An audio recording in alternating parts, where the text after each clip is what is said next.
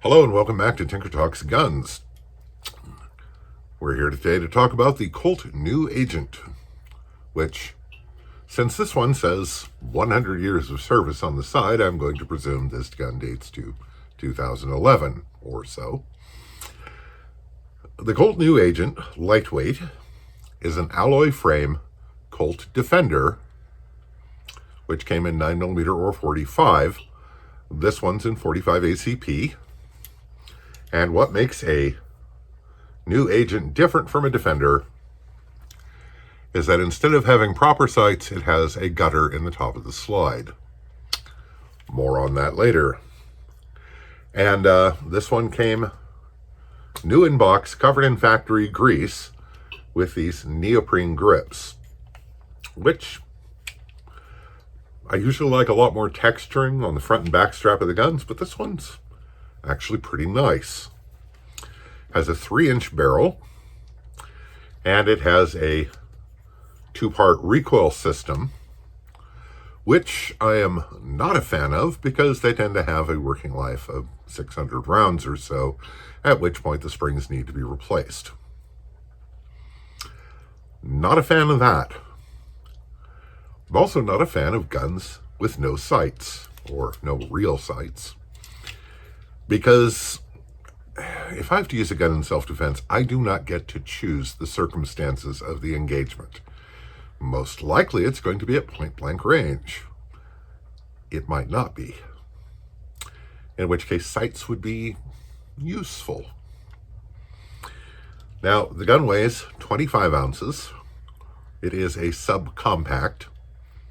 Grip's a little bit long for a subcompact, but I'll allow it. It is nicely long in that I can get a full 3-fingered grip on it. Flush-based magazine, holds 7 rounds of 45 ACP. I really don't think you're going to get more than 7 rounds in a magazine this length, because this is significantly shorter than a full-size government model. The trigger is a skeletonized trigger with no over travel.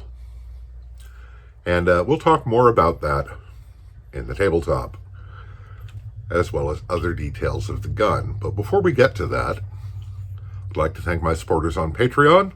Things cost money, and your contributions help more than you realize. I'd also like to thank channel benefactors, like the lovely person that sent me this gun for the channel. New in box, unfired.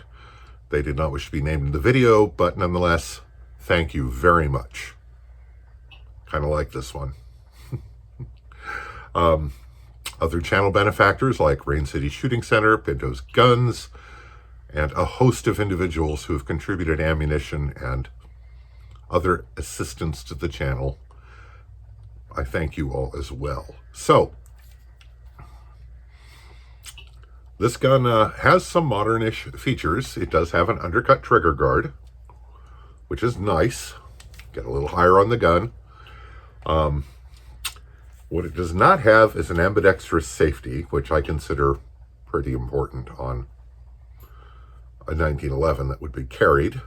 It has the old military-style single paddle for the safety, which I actually prefer. Anyway, we're starting to get into the weeds a little bit, so let's take it to the tabletop and see what we got.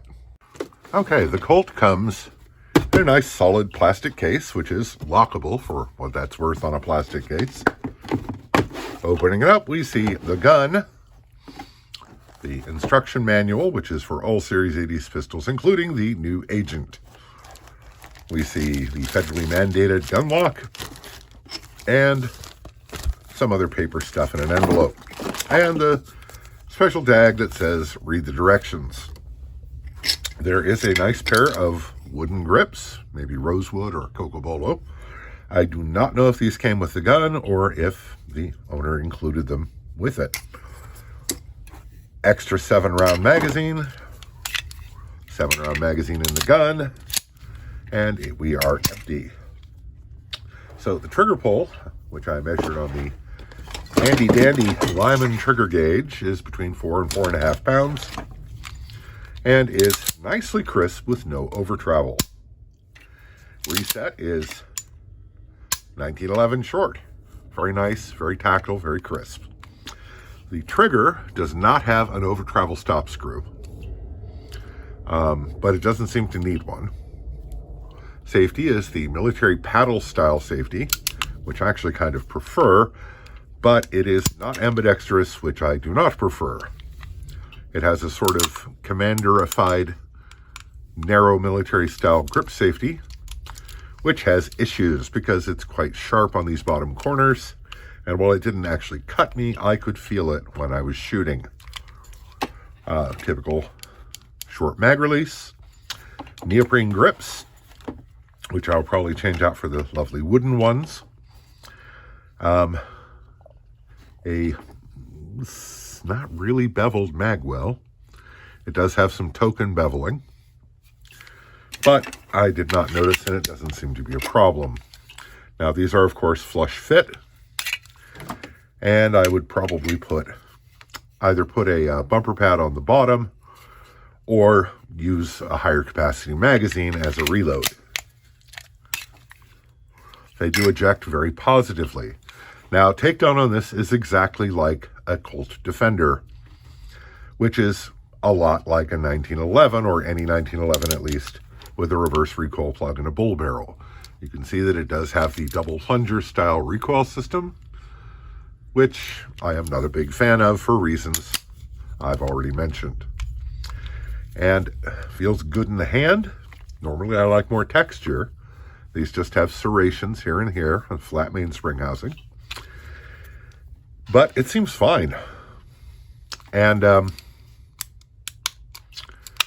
this is, of course, a functional grip safety. It does not have a speed bump, but I did not notice the lack. And it does have these very slight cuts here, held over from the Defender, which basically are cosmetic, but they do look nice. And you can use them as sort of a gripping point to operate the slide if you want to get your fingers that close to the muzzle. Let's just call them cosmetic. And on the side it says Colt New Agent Lightweight, and on this side 100 years of service, and the serial number and some other numbers up here, which I don't care about. Grips are very nicely fitted. Overall, the fit and finish is really high quality, and there's almost Parkerized look to the aluminum frame. I don't know what the finish is, but it's good. And other than that, it's all pretty much bog standard 1911. There's so many 1911 disassembly videos, I don't think we really need to go over that here. But yeah, good, solid gun. I just kind of wish it had proper sights. I may have mentioned that. Anyway, that's the basics on the Colt New Agent Lightweight.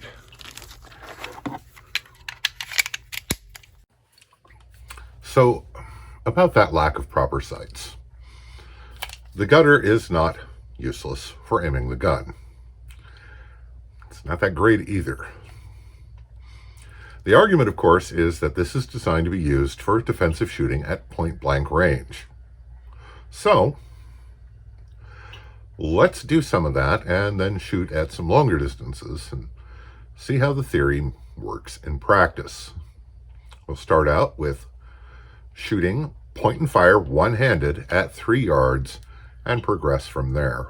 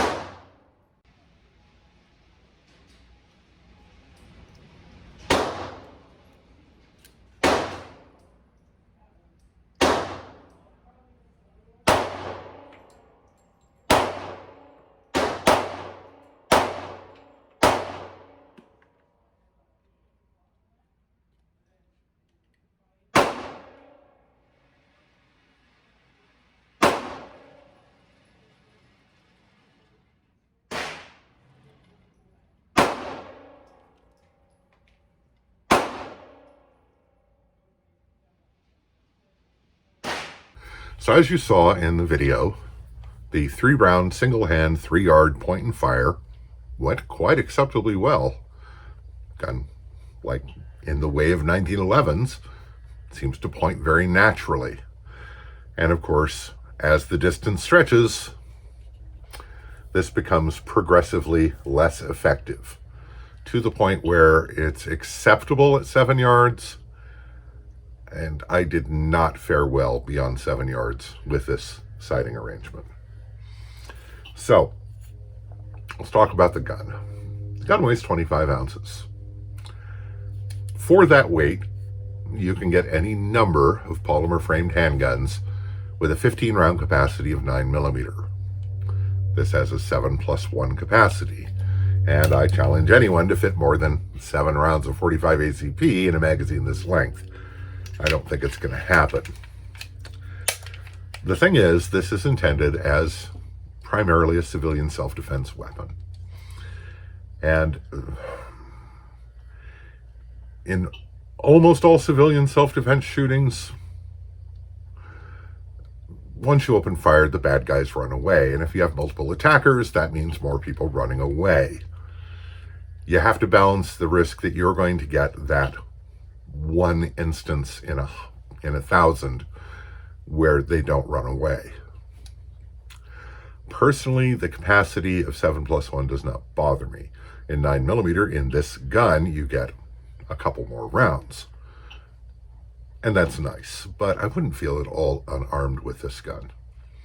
I'm quite confident that I could do reasonably well with it in most self-defense shootings. Now, there are things I would change. And those are, I would change the limited lifespan recoil system for a less limited lifespan recoil system from EGW's using a flat wire coil spring assembly. And I am pretty likely to do that because a gun with a 10,000 round plus lifespan and a 500 or 600 round recoil assembly life, this seems unacceptable to me. So I would change that out. The trigger's fine. I would change nothing about the trigger. The grip safety, I would very definitely radius these edges or replace it with a beaver tail. I would definitely replace the safety with an ambidextrous safety. And for the use, I might enhance the beveling on the magwell. And since I find neoprene grips tend to snag on light cover garments and cause the gun to print when it might not otherwise, I would definitely change over to the wooden grips. Normally, I like a lot of texture on the front strap and on the mainspring housing, but it's fine. Oh, and sights. Did I mention I might prefer to have sights on it? I'd change that. But, you know, for what it is, for its intended purpose and function, this is a really good gun, and I really like it. And in the way of short 1911s, the recoil is surprising. The perceived recoil is surprisingly soft, and it comes back on target instantly. And that's something I've always liked about guns like this. Now, yes, against a more modern design, there are trade-offs. Other guns that compete with it will give you a 10 to 12 round, maybe even a 15 round capacity of 9mm. And that's not insignificant. It may not be necessary, but it might. I would also put a recoil pad or use a longer, higher capacity magazine for reloads, because I could see under stress not getting that quite seated. So those are the major changes I would make for this as a carry gun, given my druthers. But even as it sits, as I said, I would not feel unarmed or underarmed with this gun, despite what I perceive to be its failings. It's reliable, It's functional, it's easy to shoot well under the circumstances for which it is designed. It's a good gun. And the fit and finish and apparent quality is quite high. It's a good gun. These are selling currently at values pretty much all over the place. In the last month and a half, I have seen them sell for anywhere from $600 to $1,200 on Gunbroker. So you're going to pay to play. And for a gun that is currently out of production, at least I assume it is, I don't see it on their website anymore, arguably it might be more valuable to people as a collector's item than as a defensive handgun. But like I said, I like it. I like it quite a lot. So, thanks again to the anonymous donor of this weapon. The channel and I very much appreciate it. And that's about all there is to say. So, I hope this finds you well. Stay safe, take care, and we'll talk to you again real soon. So, I just wanted to show you one more thing I meant to show you on the tabletop, but for all of you neophuds who insist that 1911s aren't reliable, this is an empty casing in a magazine. This is that magazine in the gun. This is the gun chambering that empty case. Yeah, that's not going to be reliable.